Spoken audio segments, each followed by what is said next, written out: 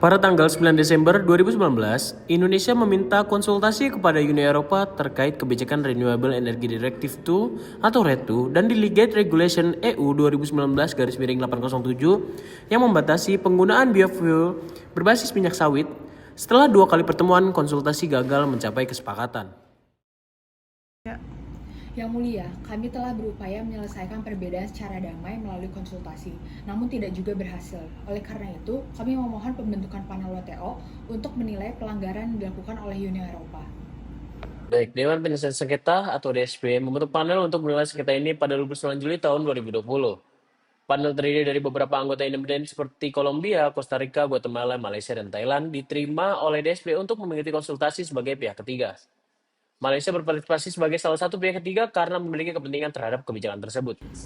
Yang Mulia, Malaysia hadir sebagai pihak ketiga dan mendukung posisi Indonesia. Baik, sidang dibuka.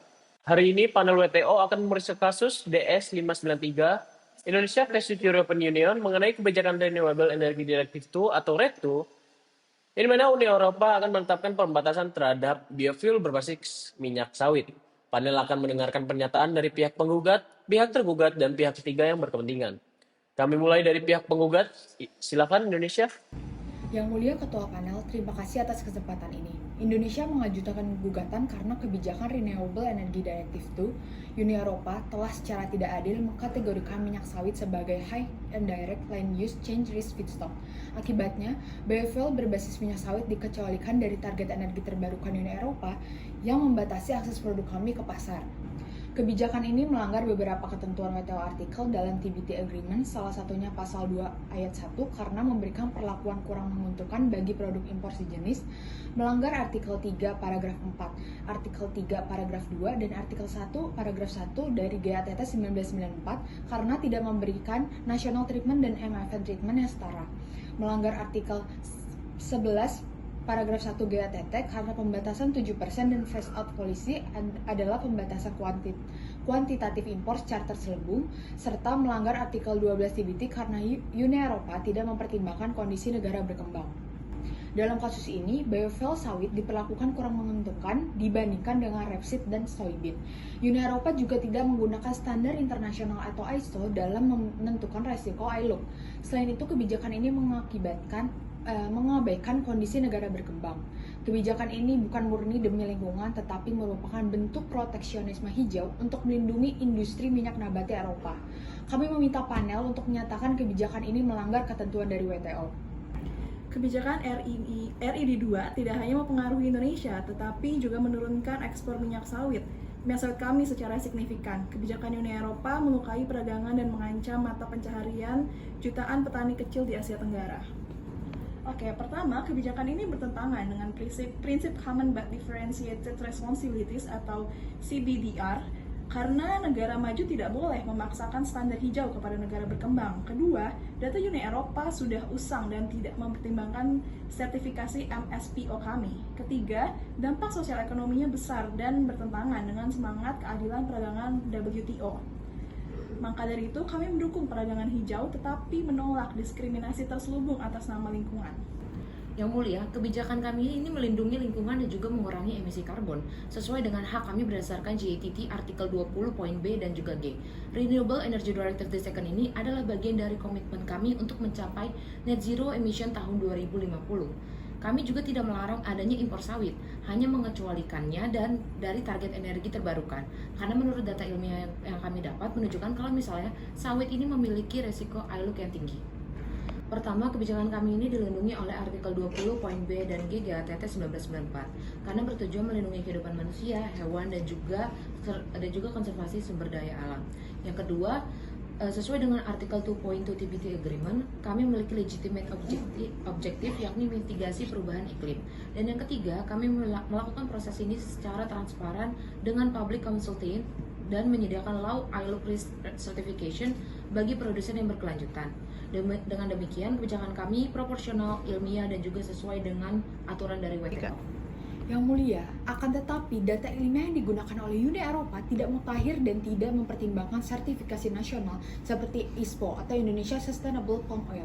Dengan demikian, tindakan Uni Eropa bersifat diskriminatif dan tidak proporsional. Pertanyaan ini untuk Uni Eropa, apakah data ilmiah yang digunakan untuk menetapkan sawit sebagai high ILUC risk bersumber dari lembaga internasional yang diakui dan mutakhir? Data kami berasal dari laporan Komisi Eropa tahun 2015 dan juga laporan tambahan tahun 2019 yang mulia. Yang mulia, artikel 2.4 TBT Agreement mengharuskan penggunaan standar internasional yang relevan dan mutakhir. Data tersebut sudah tidak relevan dan tidak mencerminkan kondisi saat ini. Uni Eropa juga tidak mengakui standar internasional terbaru terkait life cycle assessment sebagaimana diatur dalam TBT Agreement. Baik, catatan diterima. Pertanyaan berikut, apakah Uni Eropa mempertimbangkan kapasitas negara berkembang sebelum menetapkan kebijakan ini? Baik, Yang Mulia, kami telah melakukan konsultasi dengan beberapa negara produsen minyak nabati termasuk juga dari Malaysia. Yang Mulia, kami menambahkan bahwa proses konsultasi Uni Eropa terhadap negara produsen bersifat administratif, bukan substantif. Selain itu, tidak memperhatikan dampak ekonomi terhadap negara berkembang. Panel menemukan bahwa pertama, RED II dan Delegate Regulation 2019-807 merupakan technical regulation dalam arti Annex 1.1 TBT. Kedua, Uni Eropa melanggar TBT Artikles 2.1 karena diskriminasi 2.1, 12, serta GATT Artikel 1:1 dan 3:4 karena memberikan perlakuan perbedaan kurang menguntungkan pada biofuel sawit. Yang ketiga, ada pembelaan berdasarkan GATT Artikel XXB, G ditolak karena tindakan tersebut tidak proporsional dan bersifat diskriminasi secara tidak adil. EU gagal memperbarui data ilmiah dan tidak mempertimbangkan kondisi negara berkembang.